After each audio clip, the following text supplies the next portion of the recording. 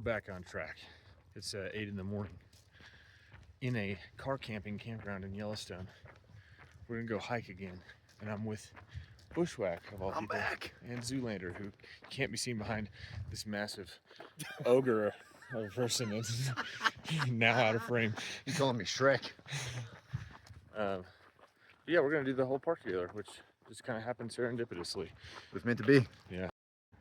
What do you think our prospects of hitching out of this place? I'm cautiously optimistic. We have 2 women around. That's one reason. That's 2 reasons. But also we're within the park instead of kind of on the periphery of it. So We got hopefully fucked in the that'll park help. last time, but Yeah. So maybe they will see us and be like, oh, they're just backpacking, you know. we're sitting at a general store in Grants Village, and we're just, about to get back on trail. Finally, it's been a 4-day delay. Something like this happens like every through hike, but we're back on track. I'm in a good mood. It should be pretty much good now. Go Gadget here, back on trail. Clover's been obsessed with his new watch. You think it's gonna make him stop smoking or something? Yeah, you wish. This is for backup navigation. You know, if I lost my phone capabilities for navigation over the Argentine Spine and Grays, and you just lost your phone back there, so I don't want that to happen again. That sucked. Yeah. Well, we're taking all you're not, so we'll see you in a couple hours, maybe. Yeah, have fun. We can walkie-talkie through our watches.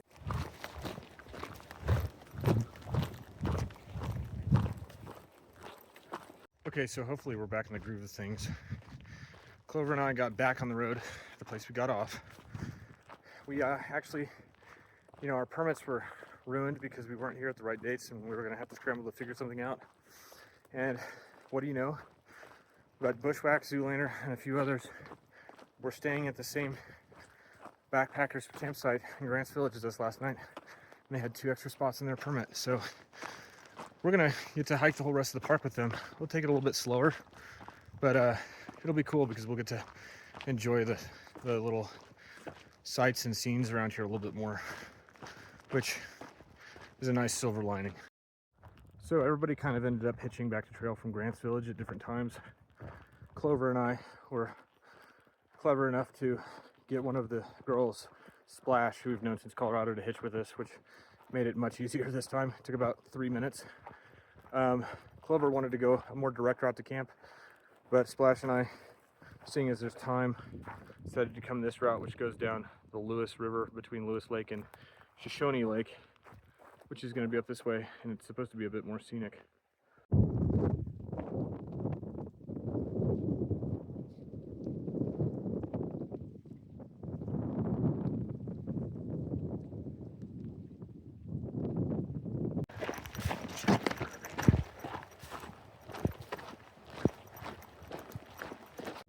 It's turning into a meadow now. We're about to be at the mouth of this creek on Shoshone Lake, which we'll have to ford here in a minute.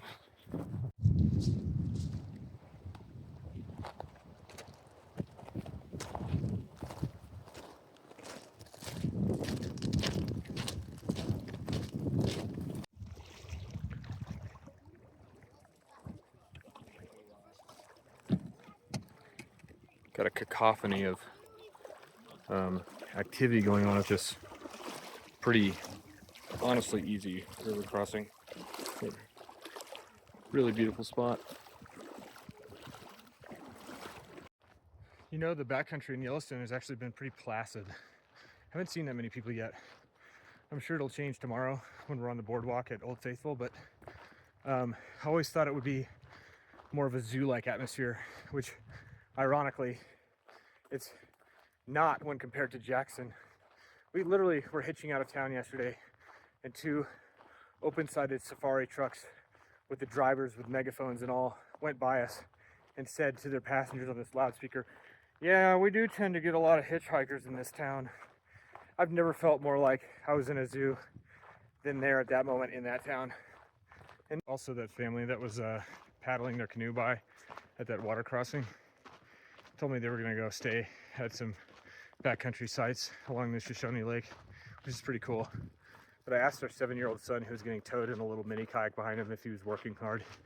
And he looked both ways and then quietly just said, no. And I thought that was funny, but it reminded me of Roly Poly on our Moab Green River trip, who convinced everybody that his role was best suited as being a guy sitting on the platform between the catamaran canoes, drinking beer as if he was like a pharaoh being paddled down the Nile on like a litter boat or something.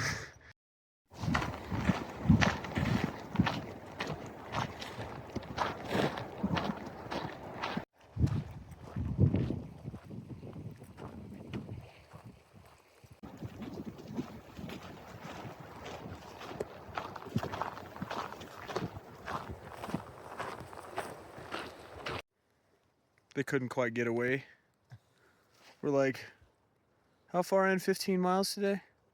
There's supposed to be a beautiful sandy volcanic beach in about a mile. And these three, fucking Curly, Mo, and whatever, decided they're gonna stop in the weeds here and eat Snickers bars. What's the rationale here, boys? Thirsty. There's water. Needed water. You have water now though, and you're still here. Yeah, well, We were about to go, and then he showed up. And then we figured, we'll let him smoke a cigarette, and then you showed up. Oh yeah. There's no end to the cigarettes. See what he does? He just arrives and antagonizes. He's cigarette shames me. Oh, he's cigarette shaming you. Oh, constantly. I want to bring up another point we've been discussing. It's kind of in the back of our minds. People are deciding what route they're going to take when they leave the park, and we're planning on probably keeping on the red line towards Anaconda. And we learned that recently there was a pathetic psychopath who killed 4 people in town there, and he went to hide out in the woods Near the trail. near the trail, and it's supposedly closed now. And I've heard of people having, big parts of long trails missing on their thru hikes because of fires or weather or whatever. Never once because there's a psychopath in the way. Clover here says nothing stops the train. He said that if we end up there, that guy's still in the woods, he's gonna decapitate that fucker and walk straight into the town hall, town hall in Anaconda. No, he said he's gonna walk straight into the town hall with this guy's decapitated head. Last night. No, Shrunken. I'm not one to stop him. He He's said gonna he's shrink gonna the head, shrink too. the heads. Yeah. Oh my god. Nothing stops the train. Okay, we're off. We're trying to see if we can actually make it to the lake now before everybody sits down again. Some people are saying they're gonna swim, which let's see if that actually happens.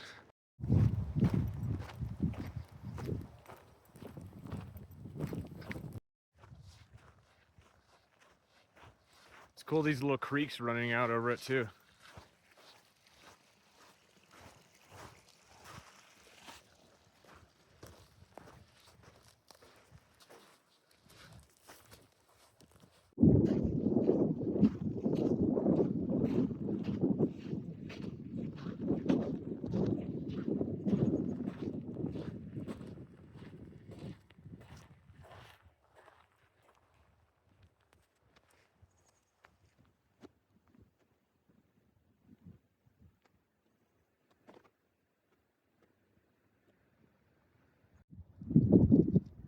This is a very pretty lake, but it doesn't get very deep very quickly.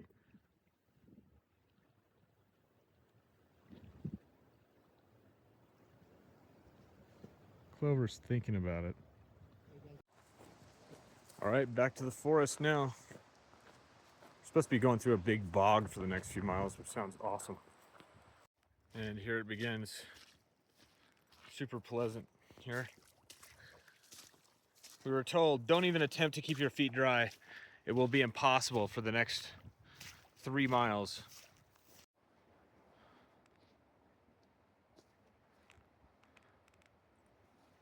Clover's gonna ignore that advice, I guess, but What?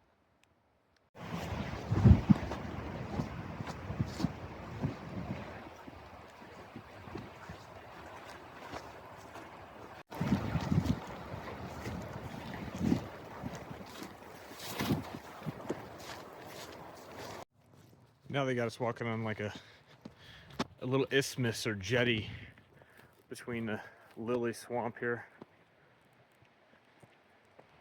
This is the trail. Really incredible stuff here. That's Splash, Zoolander, and Bushwhack.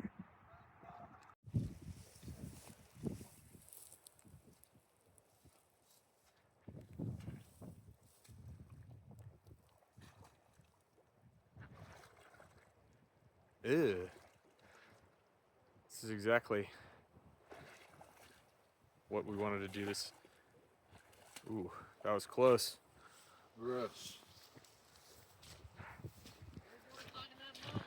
Bushwhack was hoping for a disaster there. Ooh, this is like a warm creek. So this is like a warm creek.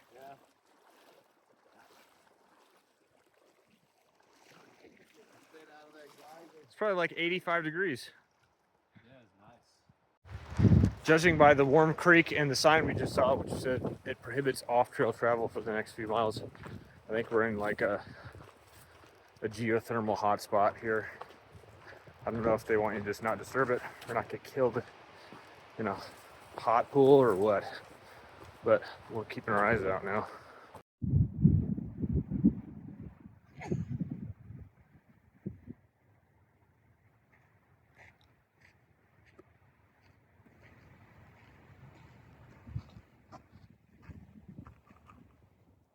She burrowed. You can see another one of those geysers or geothermal features just emptying into the creek here. Yeah, this geyser's going off like once a minute. So we're politely waiting for it to oblige us. Bushwhack here nearly got scalded to death on it the first time. It was a lot closer than I would have liked.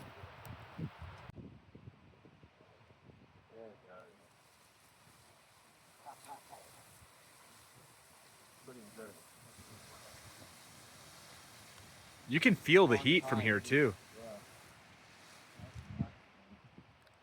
If you got any closer, you might be disfigured more than you already are, Bushwhack.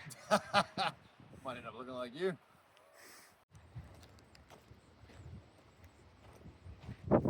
Just goes on and on. So many of these little features here.